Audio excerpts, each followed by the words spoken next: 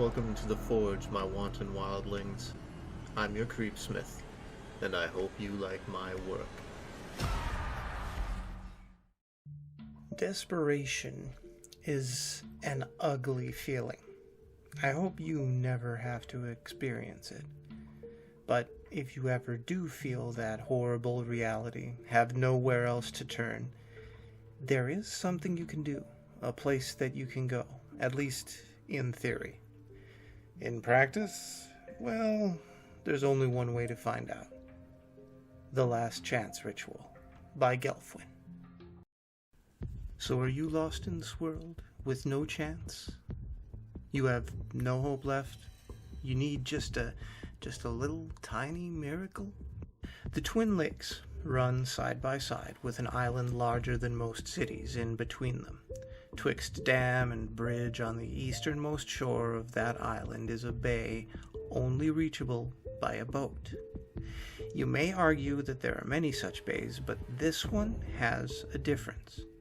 Narrow of opening, but widening to an almost perfect circle. Here lay the stony backbones of ancient fish. Here the crumbling stone has a stair carved by no man's hand in it. Leave everything behind. Your cell phone, your wallet, your distractions. You will only be weighed down by them later. You shouldn't even bring them. One way or the other, you will never return here. Drink and feast beforehand, for this is the last chance you will have until you've succeeded. Or, if you fail, it will be your last meal. Do not do anything that will impair your mind or reactions. You will need your full wits about you tonight. Gather all of your courage and climb the stairs one by one. Count them. Say a prayer every 16th step. Regardless of what you believe in, it matters not, I think, to this place. These ancient creatures never knew our gods. Just devote yourself to a moment of honest prayer. It can be simple as, please let this work. Please let me survive. The top is a wide, long stone shelf, unmarked by anything but time and weather. Do not look back. That path has closed to you. Your future lays forward. You wanted this. You needed this. So walk forward. The trees are tall and straight. Soon, you will notice not a one is different from any other. You will think that it's a bad painting for a moment. The ground is flat, evenly coated with golden leaves of other seasons. No shrubs to hinder you, no vines to trip you, no birds to sing to you. Only the trees, every one tall and straight, every one with a tangled crown above. You can't even see the sky. Don't waste your time trying. Keep walking in as straight a line as you can. Wavering may cause you to miss the stone, or be late in finding it. You must be there before the first star of the evening shows itself. Not that you can see it to wish upon. That simple child magic. First star I see tonight. Maybe it even came from this ritual. But that bright little star is the mark of the start of your real trial. You didn't think this power was given out freely and easily, did you? The stone lays at the very center of the forest of one tree. From here, if you could run a string from the outermost tree, the length would not vary no matter which direction you went, but the stone is gray and large. Now, the limestone cliffs that you climbed were large, solid blocks, but this is not the soft, karst-type stone. This is hard stone, such as granite. This stone does not belong here, not to this primordial riverbed. Find a place that you can sit as comfortably as possible on it. It's not a well-cushioned armchair, but you will be here for a time, and you must be still. Find a place on the ground that you can look at comfortably. Don't bend your head too much, or you will be sore before the stars appear. But you want to make damn sure that you are not looking up. Doubts and fears will prey upon your mind in this first test, this wait for the unseen star. You will remember the tales of a beast that haunts some campground in the area, yet 170,000 acres gives a lot of distance between you and that mystery. And it will not come to the forest of one tree. Think for a moment. Has a mosquito buzzed by you? Have you heard a single sound but the wind in the leaves high in the trees?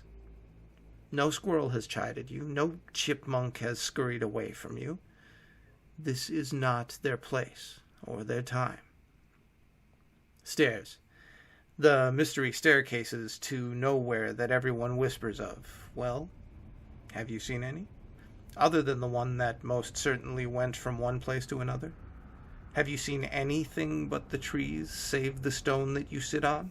No? Then forget them. It grows darker and darker, and somewhere in that unseen sky the sun has been chased away and the stars have appeared. Now you think you hear sounds. Footsteps, breathing. Do not look up. Do not seek them. Sit. Stare at the place that you chose earlier, even if it has grown too dark to actually see it. Keep looking right at it. Remember, see it in your mind. It helps to take the shock of the light away. For if you've stayed still and not been tempted by the scurrying feet and the panting breaths, now there will be a soft, flickering glow. A single candle held within a cage of glass and metal. Now a hand appears in your view. Outstretched to you, this hand you will think nothing of taking, for you have so often before. A father's hand, a mother's, a child's hand. This hand you have taken 1,000 times before. You will be tempted to action without even the slightest thought, but do not move. For all that you hold dear, you know that they are not here. You may even know that they are dead and rotting in a grave. Do not take that hand. It is a lie. The light will fade, and so will the hand. Again, you are left with blackness, with whispers and crunching leaves. It is designed to drive you insane, to force you to look up, to make you flinch. But be still. Soon there will be silence. I promise nothing can touch you. And when it has become silent again, you will find someone now sits beside you. Not that you can see them, and you had best not have reached out to touch them. All the same, you will know they are there. This is your guide and guard for the rest of your journey. You have earned her service. Yes, it is most always a girl, and soon enough you will be able to see her. A bell will sound, just one barely audible chime somewhere, and the person beside you will stand and light the lantern that you saw earlier. Now, speak, soft but firm and clear. Take me with you. She will pause and lift the lantern to your eye level. Now you can look at her. Memorize every single thing that you can about her. The color of her eyes and her hair, the curve of lip and eyebrow, the garments she wears, the stitching on it, any jewelry that she wears. Do not fail this. She will turn from you and start off through the forest. You must follow directly behind her. Step as she does. Stop as she does. The walk will seem to take far longer than your journey to the center earlier, and maybe it is taking longer. Hours will seem to pass. Time has ceased to have meaning here.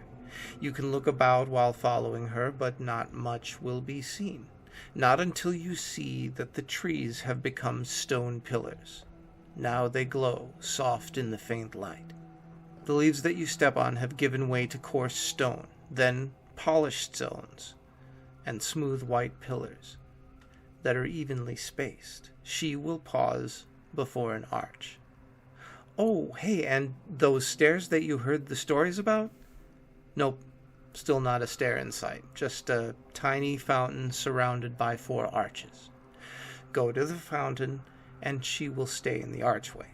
Coins. So many coins will litter the bottom of the fountain. Copper and gold, silver and brass. All bright and shiny, all of them begging you to pick them up. A handful or two of these would never be missed and would go so far toward those bills. But don't touch them. What you need is laying on the stones below the fountain. A dull metal circle half covered in moss. Pick it up and place it in your pocket. Now, remember I told you to memorize your guardian? All 4 archways will have her in them, but only one is your guardian. You may approach, but do not talk to any until you are certain you have the right one. Ask her, "Have you seen the key?" All 4 will turn and walk away. Follow the one that you have chosen. Have you chosen right? You won't know.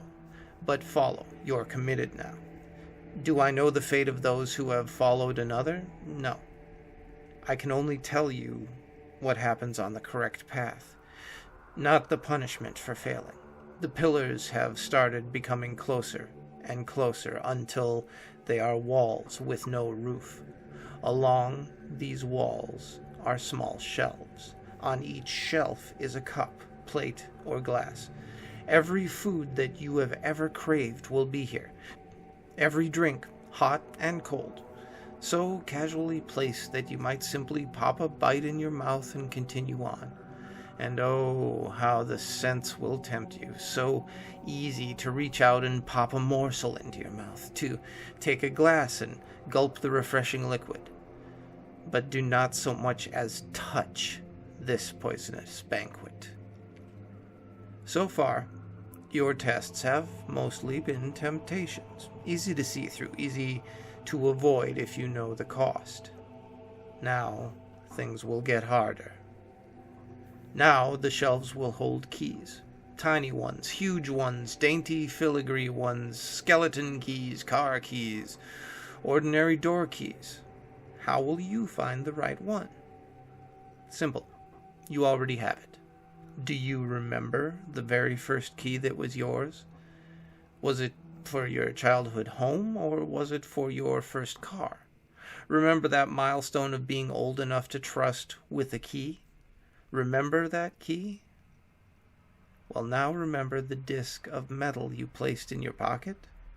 Withdraw it, hold it tight in your hand, close your eyes, and feel that key in your hand. Remember its shape and color. Remember it perfectly. Now, use that key on the door that you first see as you open your eyes.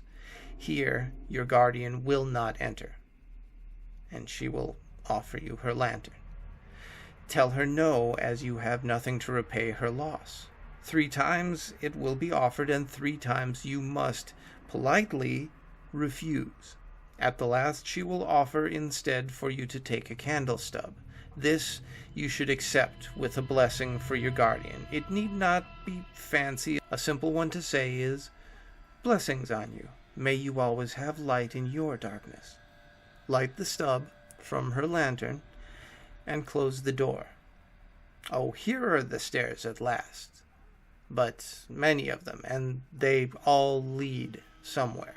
So, which is the one that you need? Look at your candle flame. Hold very still, and it will flicker. Then point the right way.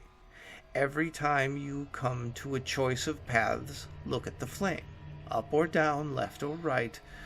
Let the candle guide you through the darkness.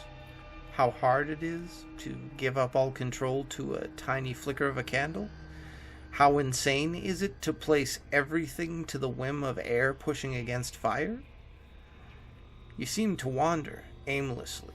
No rhyme or rhythm to your journey up and down these stairs and halls. Half the time you will swear you just went up this stair or down that one. Have you noticed that the stub never grows shorter? And then the flame will die out. You won't see a thing. Well, I guess it's obvious that you should stand still, unless you want to crawl about on the floor trying to find one of the stairs, or simply fall down another one. You may stand, sit, kneel, tap dance, whatever you want. Just stay in that spot. Something moves near you. Something huge. It moves slow and steady all the way around you. Then, without seeing it, without sound, you will know it stands directly in front of you. Now, it is time to make your request. It is time to plead your case. Why would money be useful to you? Why would power? Why would the love of that certain someone?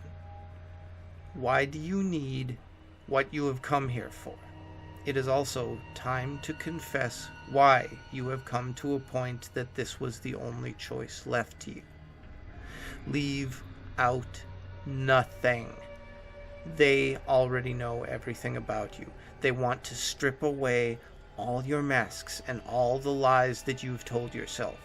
You wanted a fresh start, a new chance. First you must shed all of the old, all of the filth and the rot. You will need to be reborn again in this place, in this darkness. Only when all has been poured out will you see the lanterns glow again. She will stop and bow her head in the 5 directions to things that you do not see. Then she will come to stand in front of you. What will you surrender for your gift? I can't tell you the answer to give. Only you know what is a suitable trade for your desire. A man who desired wealth gave up health.